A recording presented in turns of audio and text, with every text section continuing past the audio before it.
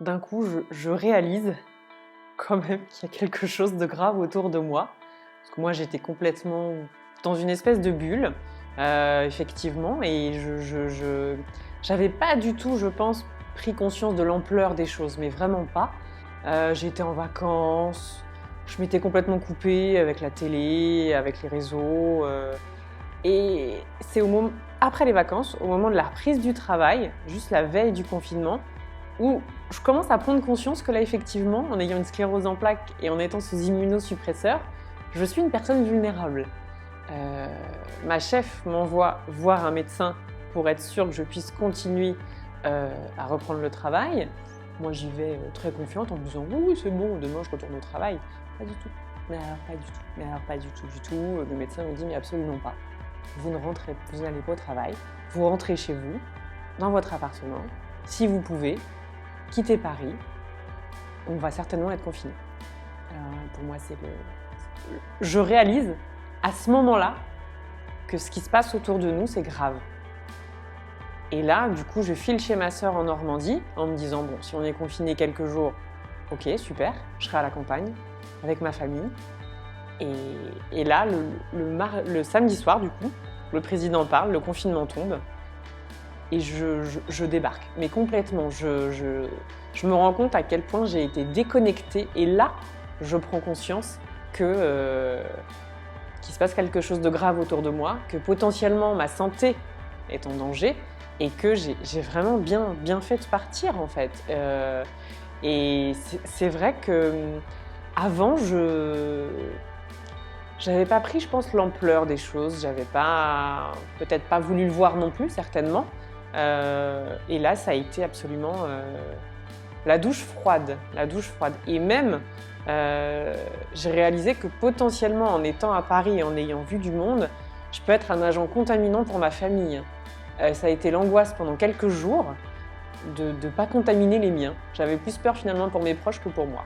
C'est vrai que c'est comme un rappel de la maladie à ce moment-là.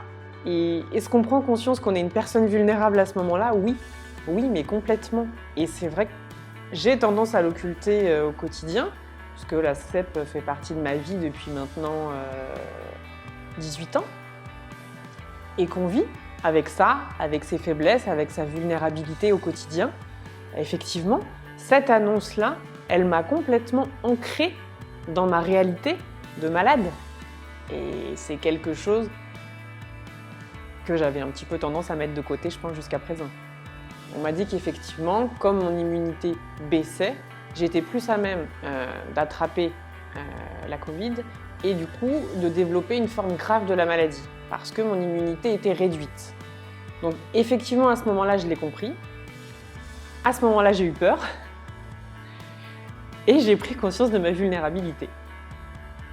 Mais après, il n'y a pas eu non plus d'explications que ça. C'est-à-dire que oui, effectivement, vous êtes sous immunosuppresseur, vous êtes une personne vulnérable, mais avant ça, j'avais pas eu plus d'informations que ça. À la fin du premier confinement que l'angoisse est remontée, parce que je suis retournée sur Paris. Et là, je me suis retrouvée au sein d'une foule. Pendant le premier confinement, j'étais à la campagne, dans un village de 500 habitants. On croisait plus de vaches, de canards que de personnes. Et là, j'arrive à Paris. Et c'est l'angoisse parce qu'il faut que je touche la barre du métro, que tout le monde touche. Il faut que je prenne les bons réflexes de me désinfecter les mains régulièrement, puisque finalement, à la campagne, je ne croisais personne, je ne touchais rien. Dans les supermarchés, je me rends compte que les caisses ne sont pas désinfectées, les appareils à carte bleue ne sont pas désinfectés après chaque passage. Ça a été très anxiogène pour moi le retour à Paris, effectivement. Alors en termes d'opération, j'avais une opération qui était prévue en mars, qui était prévue depuis 2 mois, qui a été annulée 2 jours avant, puisqu'elle n'était pas prioritaire par rapport à d'autres opérations liées au Covid. Pour l'instant, je n'ai pas date d'opération. Je dois attendre qu'on me recontacte. En ce qui concerne les soins et les consultations avec les médecins, J'ai fait énormément de visioconsultation avec mon médecin traitant. C'est même devenu un mode de consultation qui me convient tout à fait. Par contre, neurologue, j'ai pas eu d'annulation. J'ai pu faire à chaque fois les rendez-vous en visio. Ce qui m'a le plus manqué, par contre, effectivement, c'est la kiné. Parce que la kiné, ça n'a pas été possible à certains moments, le cabinet a été fermé. Donc c'est ce qui m'a manqué, effectivement, des séances de kiné régulières pendant le confinement. Je n'ai pas fait de téléconsultation avec le kiné. J'imaginais même pas que c'était possible d'ailleurs, parce que c'est vrai que je me suis même pas dit que c'était possible. Parce que pour moi, forcément, avec le kiné, on travaille sur la table ou dans son cabinet. Donc je n'ai même pas envisagé que c'était possible. Mais du coup, par contre, de par mon association, il y a eu des cours de yoga étirement qui ont été mis en place en visio en novembre.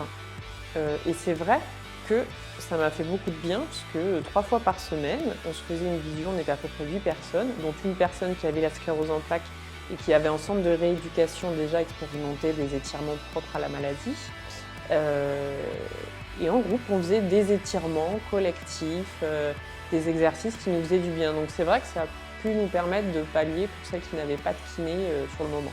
J'ai besoin d'exercices un peu plus poussés, c'est-à-dire que ça a été bien à certains moments. Aujourd'hui, j'ai besoin d'une kiné plus poussée, plus pointue. Donc j'ai pu avoir des rendez-vous en centre de rééducation, mais effectivement, il y a eu un délai de 2 mois entre le moment de la consultation en centre de rééducation et le moment où je vais commencer les séances de kiné. Je devais partir en tour du monde en juillet 2020, ça a été annulé.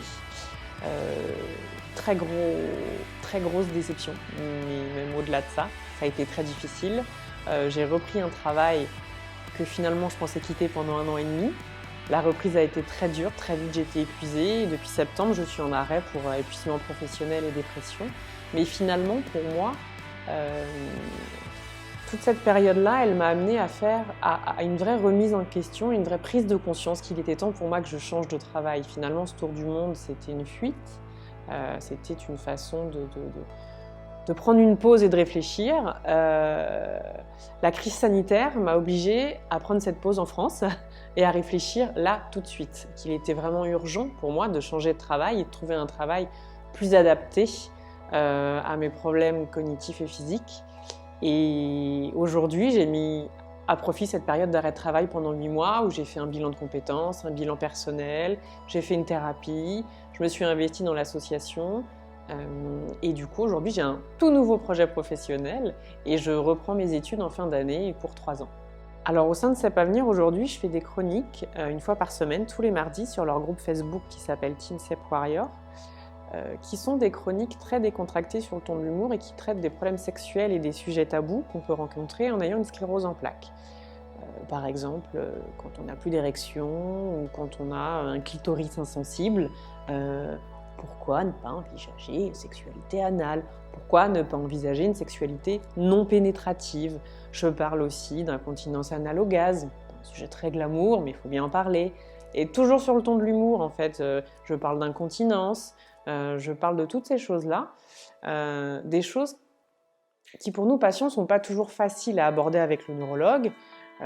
Les consultations sont souvent rapides, on est souvent très concentré sur les symptômes visibles, voire invisibles, mais effectivement ces symptômes-là sexuels, délicats, l'incontinence anale au gaz, socialement c'est dur, dans la vie intime c'est dur, tout ça moi c'est des choses que je vis au quotidien et en fait j'ai eu envie de le partager mais avec humour et décontraction, histoire de dire aux gens, ok les gars, ici on n'est pas chez les médecins, on est entre nous et on rigole de tout ça.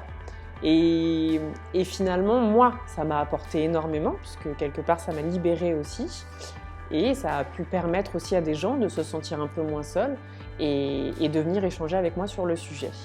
Et du coup, aujourd'hui aussi, je suis en charge de projets autour de la sexualité et des sujets tabous. Et j'ai notamment le projet de faire un grand questionnaire à 360 qui sera à destination des patients, des aidants, du personnel soignant et des associations, pour avoir leur avis sur la prise en charge justement des troubles sexuels et de l'aspect psychologique, la prise en charge vraiment psychologique chez le patient quand celui-ci rencontre des problèmes sexuels. Comment il est aidé? Comment on peut l'aider? Cette démarche associative aussi m'a permis de recréer complètement un projet professionnel. Donc aujourd'hui, je compte me lancer dans les études à 41 ans pour devenir psychologue sexothérapeute auprès des patients atteints de CEP et de leurs aidants. Ça part aussi de mon vécu, tout simplement, des manquements que moi j'ai pu avoir dans mon parcours de soins. Et quand je vois aujourd'hui le nombre de personnes qui ont besoin d'une écoute ouverte, décontractée et bienveillante sur le sujet, il y a un vrai besoin. J'ai aussi échangé avec certains professionnels et effectivement, ce ne serait pas déconnant qu'il y ait une psychologue sexothérapeute en plus dans un service hospitalier. Et aujourd'hui, si je peux vraiment apporter mon expérience de la maladie auprès d'autres patients, ben, j'en serais ravie en fait, parce que ça me permettra, moi je pense aussi, de dépasser certaines choses, mais tout mon vécu m'aidera aussi à accompagner les patients dans la résilience d'une sexualité, dans le deuil d'une sexualité qu'il faut aujourd'hui envisager d'un point de vue différent quand on a un handicap ou des problèmes sexuels liés à la CEP. Alors pour moi, l'aspect le plus négatif, ça a été de ne pas voir mon entourage comme j'aurais voulu le voir. Voilà, comme j'aurais eu envie de le voir, autant envie de le voir. Voilà, j'ai été privée de ma grand-mère et mon papa pendant un certain temps. J'ai pas pu voir mes amis pendant un certain temps. Donc ça a été difficile parce que forcément, étant personne vulnérable, j'ai dû me couper un petit peu des gens plus longtemps. Et ça a été très difficile pour moi parce que je suis quelqu'un de très sociable, j'aime voir les gens, j'aime voir mes amis. J'en ai besoin, ma famille et mon entourage amical sont très ressourçants pour moi. Et ça a été le point négatif pour moi de cette crise sanitaire, c'est que j'ai dû prendre sur moi pour beaucoup moins voir les gens, pour me protéger aussi. Mais ça a été quand même très difficile pour moi, cet isolement social. C'est ce que j'ai le plus mal vécu. Ça a été un mal pour un bien parce que finalement, tout ce temps-là que j'ai passé toute seule, ça m'a permis de mûrir ma réflexion sur mon projet, de prendre le temps de lire, ce que je ne faisais pas du tout, de prendre le temps de faire mes chroniques. Après, c'est vrai que ça aurait été...